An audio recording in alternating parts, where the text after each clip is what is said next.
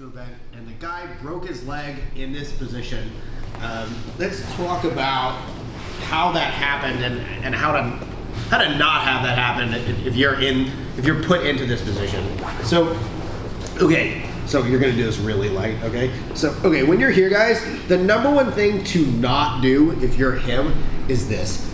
Straighten your leg out, slow, good. So if he straightens his leg out, especially if he does this and he turns this way, so stay here, don't even really do that. If he does that, guys, he is putting a ton of force into his own knee. Okay, now what I'm doing right now is I'm being very gentle, being very delicate, okay? So I can feel the tension, but obviously nothing bad is happening. If I were to, I'm gonna do this light, don't worry. If I were to go here, especially if I straighten my legs out, this will put tension on his knee. This is what we call a side knee bar. Okay, we're gonna talk about this, how to create this submission, but in this situation, I can create this submission, but he can also basically put himself into it by not knowing the correct way to escape. Okay, what he's trying to do when he turns this way is this. So turn nice and light that way. Keep going. He's trying to do that and get the knee out. That escape can work. It's not impossible, but what you are basically doing is, there's like kind of a threshold from which after you pass the threshold, keep going, nice and slow. Keep very slow, very slow. Pull the knee out. You're safe. You got the knee out. Okay, you're safe, right? That's the threshold. But once you've hit that, before you've hit that, you're like flipping a coin. Do I escape or do I break my leg, right? So I think if that's a coin flip I don't want to make, okay? Like maybe you get out, but I'm not interested in finding out, okay? There are other ways we can escape this position that don't involve potentially breaking our leg, okay? So the first thing you should do when you get put into this position is not do this, okay? This is very dangerous. Don't do this in training, don't do this in competition, just never do it. There's another example. I need to look up the names of these fighters. It was a UFC fight. There was two women. It was literally the same exact thing as the Pato match. The girl was like this, and what will break the leg here is him turning this way. So very slowly turn this way. Yeah. Here he's a little safe because look, I let go of the leg, right? But even with that, he still could, right? If I put my foot here and I bridged in hard, that's a side knee bar. This is a very strong submission. The reason is because the ankle is against my ribs, okay? And it's a very similar mechanism of injury to an inside heel hook. The ankle and the hip will remain stationary while the knee is forced internally, okay? And that's very similar, very, very similar actually to an inside heel hook. Okay, we're doing the same thing here. I'm holding the ankle in place, holding the hip in place, and then I'm going to internally compress the knee, okay? Only in this case, what's holding the ankle in place is his own stupidity, okay? So don't turn this way. Now, if he turns this way, turn this way. Yep. He turns that way. There is no such pressure on his knee. Okay, does this make sense, guys? It's not the same kind of pressure. Okay, if he turns this way, very slow, very slow, very slow. Yeah, now he's putting the pressure on his knee. Okay, guys, when we're drilling this, I want you guys to feel this, but I want you to do it very, very light. Okay, just so you can feel this pressure a little bit. Okay, so let's do this. I just want you guys to just go back and forth, feeling this pressure and then relieving the pressure. Turn this way. Yep. Keep open. Just keep doing this, just to sort of feel this. Do it very, very slow. If you think you're doing it too slow, you're probably not. You can go as slow as you want. But let's look at this, and then let's come back and let's look at this position more from the offensive perspective. Okay. All right. Let's give this a try. 1, 2, 3. We're gonna break down two different matches. One's a jiu-jitsu match. One's an MMA fight. Where pretty much the same thing happens in both cases. And it's a great example of basically what you should never do in diagonal ashi, okay? Diagonal ashi is a position that a lot of it comes down to, from the offensive man's perspective, whether he can control the secondary leg as well as the primary leg, right? Um, if the guy can't control the secondary leg, okay, the offensive end's uh, options they're pretty limited, and there are a lot of really good ways for the defensive man to get out. Okay, but there are also a lot of ways the defensive man can essentially fuck himself up. Okay, and there's one way in particular where basically you break your own leg. Okay, and that's what we're going to look at here. So the first match is between a friend of mine here in Saigon. We call him Pato, different Pato from the one you guys probably know. He's from Chile. He's a black belt. He owns a gym here called Arcane in District 7. Really good place to train. And this is a match of his against a Korean guy at a jiu-jitsu match here in Saigon. It was called Street Jiu-Jitsu. Okay, so we're going to see. Starts off. What's interesting in actually both cases is even the entries are the same. The sequences are almost identical. Yeah, but anyway, let's keep going. So he falls back. Initially, he's in a butterfly ashi. Then he reaps, and he gets. Now this is a diagonal ashi. Diagonal ashi, just to break down the position for those of you that have never seen it before. It's basically anytime your feet are both inside the person's hips, and then the lower half of his leg is on the outside of your hip. So it's a reap where your legs are on the inside. Okay. Now let's watch the sequence.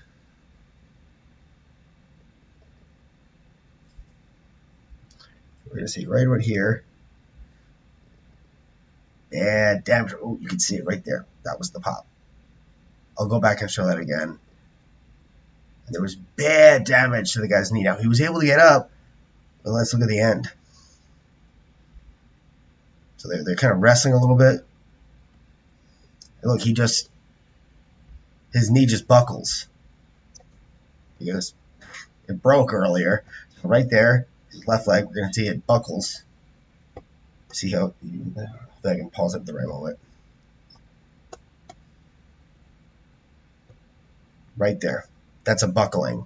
Okay, so buckling is a technical term when we're discussing ACL ruptures. Okay, so you see what's happening here. If we imagine a line between his hip, his knee, and his ankle, okay, the hip and the ankle are still parallel. They're kind of like there's a straight line between those 2 points, but the knee, it has internally, essentially, it's been pushed internally. This is the same. This is a very standard mechanism of injury for an ACL tear. Okay, we have a foot planted, a hip above the foot, and the knee buckles internally. I always forget what that is called. There's valgus and varus forces. I believe this is called valgus forces. I don't remember. If it buckles externally, I think that's called varus forces, but I always forget. Anyway, so this is a very standard mechanism of injury for an ACL tear. This is essentially what we're doing to someone when we are inside heel hooking them or side knee barring them, which is essentially the move that's being done here that the guy is putting himself into. Okay, so the way this injures the knee is that, so imagine the ACL as being like a rope. Imagine a rope running through the holes in my hands right now, right? This is one half of your leg. This is the other half of your leg. You've got the ACL running through it. When you take that each end and you push them away from one another, the rope that's in the center gets pulled in sort of different directions, kind of like a U shape almost. And then the fibers of the ligament start to, they have a difficult time maintaining their integrity, and then they tear, okay? Just like a rope would. If you took a rope and you tied it between two cars, you had those cars drive in opposite directions, you guys can picture what would happen, right? That's what's happening to this guy's ACL right now. Now, what I would guess what happened is earlier, so let's look at this and let's understand like what is happening to the knee here that's causing the damage, okay? This is a very similar structure to the position that Yang, sorry, I don't know how to say Korean. I'll say Yang maybe. The position that Yang was when he was standing and he buckled, okay? If we can imagine a line between the ankle, the knee, and the hip, okay? The ankle and the hip are there's a straight line going between those 2 points. The knee, by contrast, is being pushed externally. Now, if Young turned this way, it would not be the case that the ankle and hip would be parallel.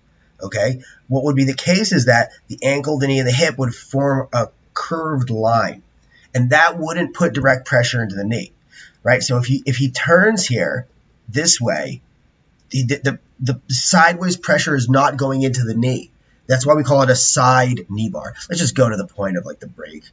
So here he's able to roll. He's actually moving in what I would consider the correct direction defensively initially. Here, what he should have done is got his left hand posting on Pato's his right leg, lift this leg up and backstep. That's what he should have done, ideally.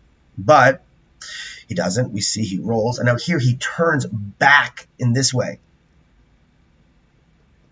So he turns back in this way. And he's lining up his ankle and his hip. And what that's doing is it's going to push the knee this way while the hip goes this way. It's okay if the knee gets pushed this way if the hip is also getting pushed in the same direction. It doesn't matter, right? It's not going to destroy the knee. But what will destroy the knee is when the hip moves this way and the knee also doesn't. Look at this. You can see it buckle right there. It buckles. You can see it. Let's go back. 1 second. I was training with Pato, and he told me about this match, and he said he broke someone's leg in this position. My first reaction was, let me see the video. Turns right there. There's the buckle. Sorry, guys. I keep pausing it. There's the buckle. Now, what I think happened there was a partial tear, or maybe a near full tear, right? That would be my guess, right? Then we'll look at the buckle again later. A buckle is a sign that the structures of your knee are incapable of maintaining, so when you go side to side, that's called a cutting action, right? So in a sport like soccer or hockey, for instance, or rugby, you have a lot of, or American football, you have cutting actions, right? When you make a cutting action, what you're doing is you're planting your ankle, and it has to resist forces from the outside, okay? And if your knee does not have sufficient structures in the center to resist that, it's going to tear. The ACL is going to tear, because what's happening is that force coming from the outside is pushing each end of the ACL away from one another. And if you don't have an ACL, there's a good chance that your knee won't be able to maintain its integrity. It's interesting because there are people, these are people known as copers. Again, that's a technical term. Copers are people who are capable of maintaining their basically posture with their knee. Their knees don't buckle despite the fact that they don't have ACLs. Nicky Ryan is one of these people. I've heard Cobrinha is one of these people. I've heard AJ Agazarm is one of these people. Hines Ward from the NFL was one of these people. There are people like this, okay? But not everyone can be like that, okay? And if you can't, this is what happens.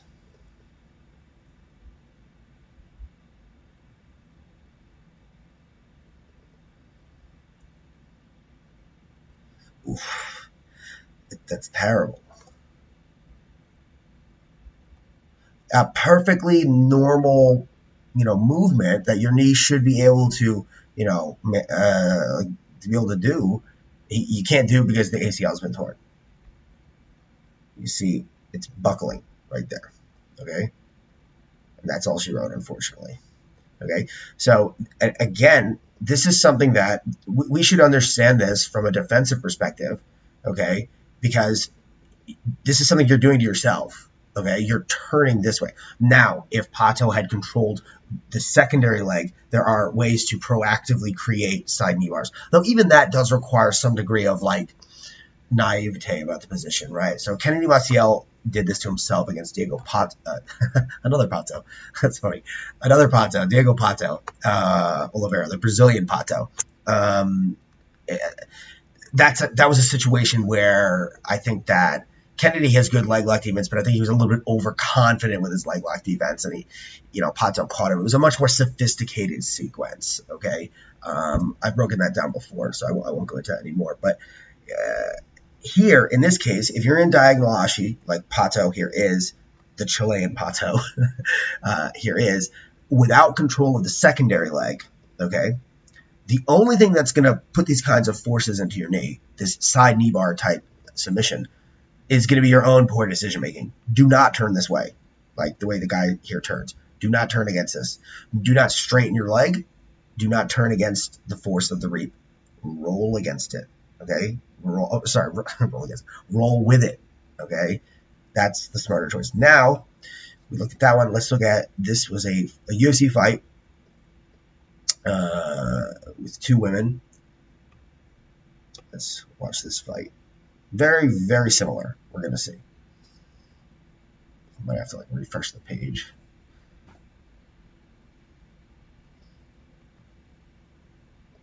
Okay.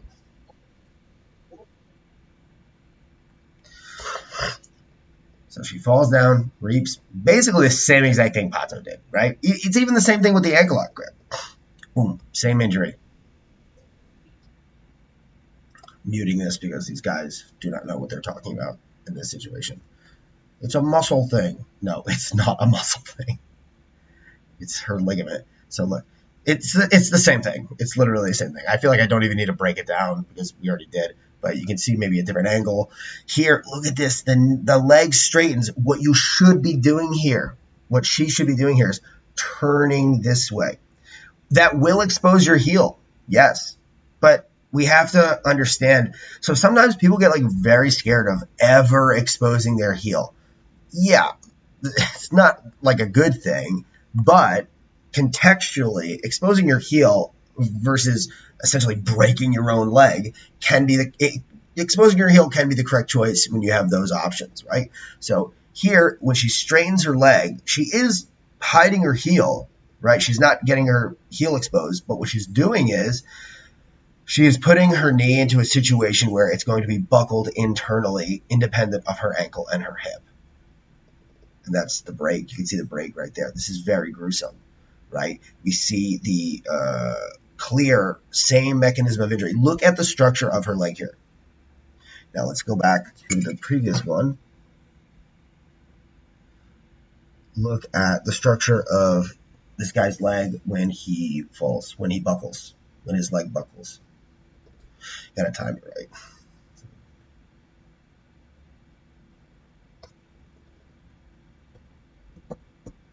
Fuck.